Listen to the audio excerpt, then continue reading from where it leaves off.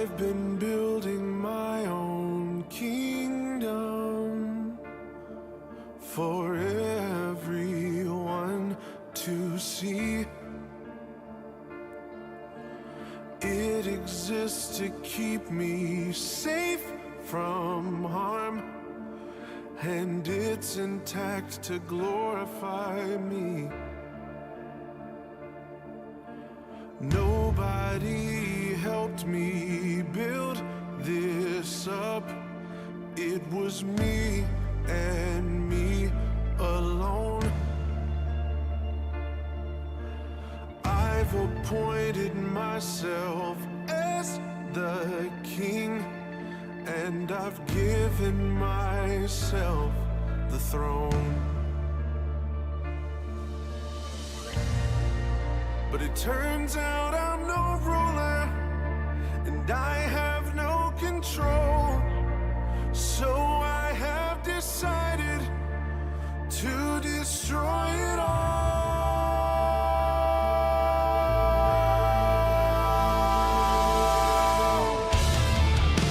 I'm tearing down the walls, kicking down the doors. Everything inside this kingdom is yours. 'Cause what I've made is worthless, and it cannot stand.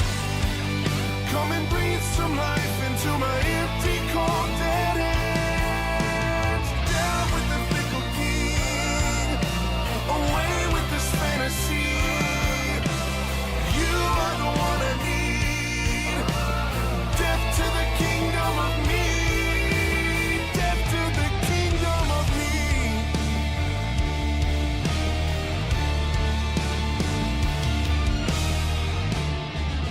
I should probably be frightened. This empire's all I know, but it always does more damage than good. I'm afraid it's gotta go. I know that I can't be trusted, 'cause I'm just a man. And if you hadn't given your life for me, a loser would be all that I am. You know they say just follow your heart. I'm afraid that's a load of trash. Your heart will take you down to deep, dark places where you feel like you'll never come back. So I'm coming out of the dark. This facade is...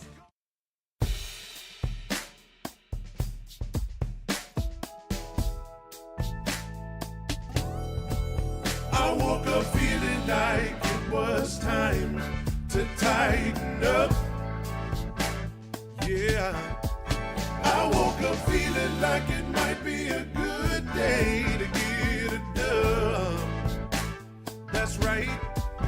Oh, the stadium is just like my second house. Now I'm two-tone talking, they can't shut my mouth. I woke up feeling like it was time to tighten up. Yeah, yeah, yeah, yeah. I woke up feeling like it was time to tighten up.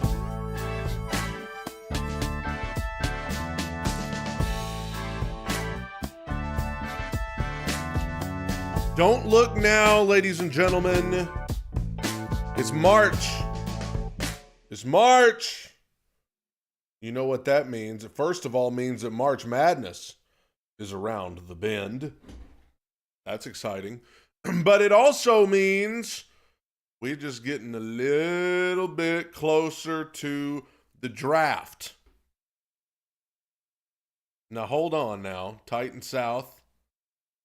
That can't be true. Titan South is saying we released Harold Landry. I don't believe that. I'm not seeing anything about that on X. Where are you seeing that, Titan South? I'm going to search Harold Landry on X. I'm not seeing that anywhere. Not seeing anything about Harold Landry getting released. Welcome to the Two-Tone Talk by God Pod. It's March. That means we are less than 2 months away from the NFL draft where the Tennessee Titans, I should say, hold the number 1 pick. And we're living in a crazy world, folks. We're living in a crazy world. We're living in a world where the Titans have number 1 pick. We don't know what they're going to do. John Cena has turned heel. He's a villain. For those that know that reference, you get it. It's a crazy time. It's a crazy time. The Lakers are second in the West. What's going on? What's going on? Today, we are doing the March Monday mock. The March Monday mock. The first mock draft ever done on Two Tone Talk Podcast is happening right here live on the podcast today. But before I get into the mock, I want to tell you a little bit about my direction of where I'm thinking the Titans are going to go. So here's what I feel like is going on right now before I get into this mock draft. I feel like here in draft season, the closer we get to the draft, like I said, we've crossed over into March.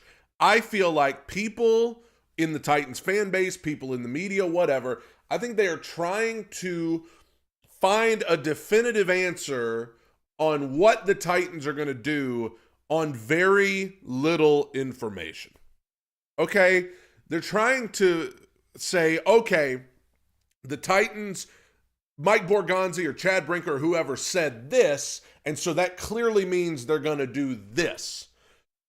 A must equal B. But from my perspective, and some of you watching, whether you're a Titans fan or not, I don't feel like the Titans have really said anything that would make them committed to any certain direction. Yes, they said one of their top priorities is shoring up the offensive and defensive line. So when they said that, everybody thought, well, does that mean they're going to draft Abdul Carter? Well, maybe, but they also said there's a ton of edge rush depth in this draft. So does that mean they think they can get a good edge rusher in the second round? If they trade into the third, maybe even in the fourth? They also said the quarterback position is the most important position in sports, and you can't really compete until you have that position shored up. So does that mean they're leaning toward a quarterback? The report today that the Tennessee Titans are looking for a culture setter at quarterback. They are looking for somebody to come in with some swagger and some confidence. Did anybody hear Cam Ward's press conference a few days ago? That sounded like swagger and confidence to me. I feel like we've got a lot of people trying to say, oh, clearly they're going to do this, when we really have no evidence that they're clearly going to do anything. I keep hearing about, oh, the Titans want to trade back. They are in aggressive trade talks with this team and that team. What are we basing these reports of aggressive trade talks on? Because the only thing we know for sure from the mouth of Mike Borgonzi is we've gotten calls. That's the only thing he has said. We've gotten calls, which is pretty commonplace for whichever team has the first pick in the draft to get calls.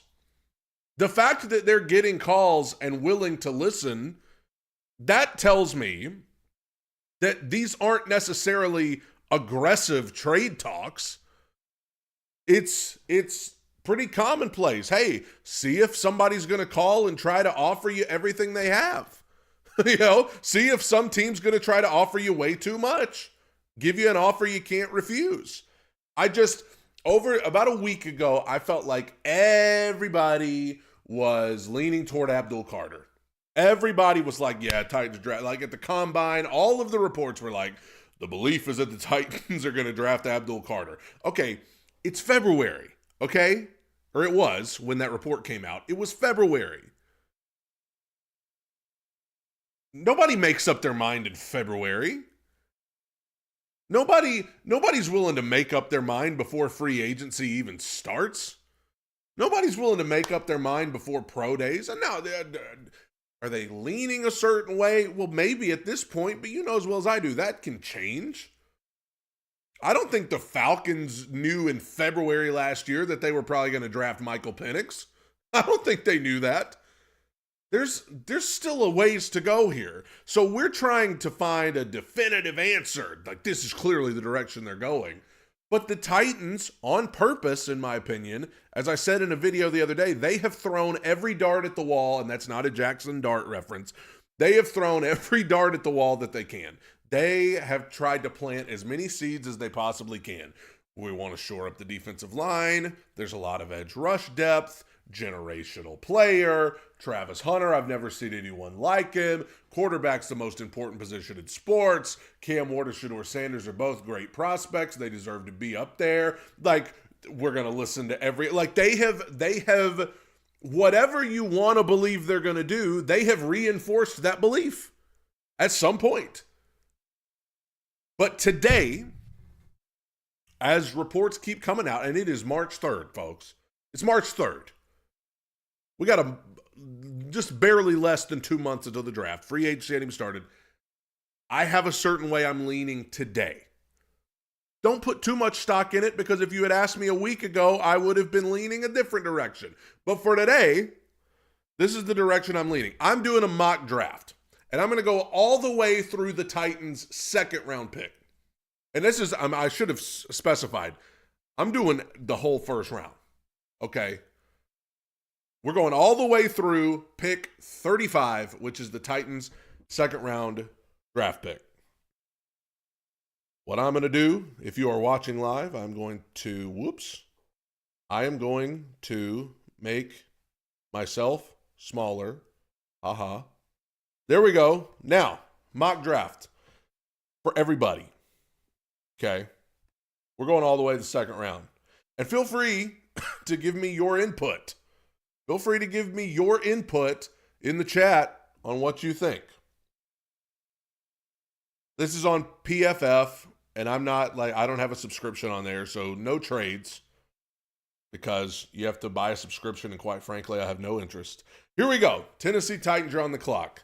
There is a direction that I'm leaning right now. Pro Football Focus, they have Travis Hunter as the best player, Abdul Carter second. Tet McMillan, I feel like, has fallen drastically, his stock. The direction that I am leaning right now, at the end of the day, I'm going Cam Ward. I feel like Cam Ward has re-entered the chat. I feel like Cam Ward, the Titans are more interested in him than I think anybody realizes. I think they're meeting, I should have said this, they are meeting with him this week. They're also meeting with Carter. They're meeting with Sanders, but they're meeting with all of those, and Travis Hunter. They're meeting with all of them in Nashville over the next week. For right now, I feel like I feel like Cam Ward. I feel like Cam Ward. Browns. I think the Browns go Travis Hunter. Because in this scenario, I just don't think the Browns would take Shedeur Sanders. I've got the Browns taking Travis Hunter. Now, the Giants, edge rush is not listed necessarily as a need for them. But I think Abdul Carter, if Abdul Carter is still there at 3, like he is in this scenario, I just don't think they pass him up. I got the Giants taking Abdul Carter. Now we get to the New England Patriots, and as most people do in their mock drafts for New England, I've got them taking the tackle from LSU, Will Campbell. Vrabel, he's going to want to shore up that offensive line. Now, there is a part of me that wonders if the Patriots would take Genty, the running back from Boise State, just because Vrabel would want to turn him into the next Derrick Henry. I do want to say this to Buckeye DK. Said if Cam isn't good, we would be pissed. Even Bo Nix's stats were better in college, and he was fourth quarterback. Here's what I would offer, though. If Cam Ward isn't good, yes, we would be very angry. But what if somebody else drafts him and he's awesome? Let's just turn that scenario around. What if the Giants draft him and he's a superstar? We'd be brokenhearted then. We are to the good old Jacksonville Jaguars, and again, like most, I'm going to have them taking Mason Graham, the D tackle from Michigan. I think most people have the Jags taking Mason Graham in their mocks, and I have them as well. Now we get to the Raiders.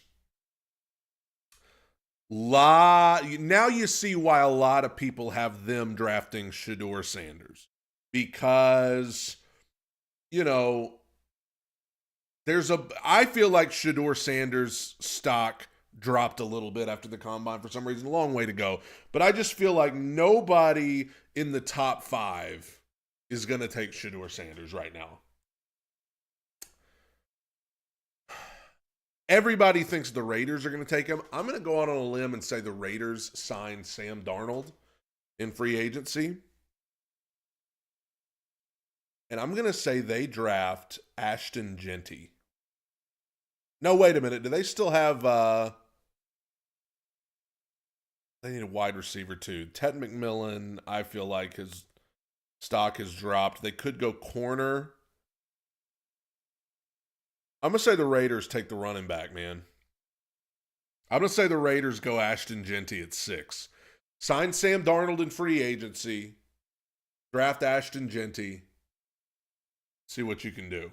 Because then if you draft Ashton Jeanty and he's a superstar, that takes some of the weight off of Sam Darnold, where he doesn't have to be Superman, which he is incapable of being. Now we get to the Jets. Now, do the Jets go Shedeur? Do the Jets take Shedeur Sanders? I'm going to say they do. He's the 47th ranked player on Pro Football Focus. I know these things vary, but I'm going to say the Jets take Shedeur. Jets go Shedeur. Carolina. Originally, I thought Carolina might take the Tet McMillan guy, but McMillan is just dropping on people's boards. This Luther Burden from Missouri rising up.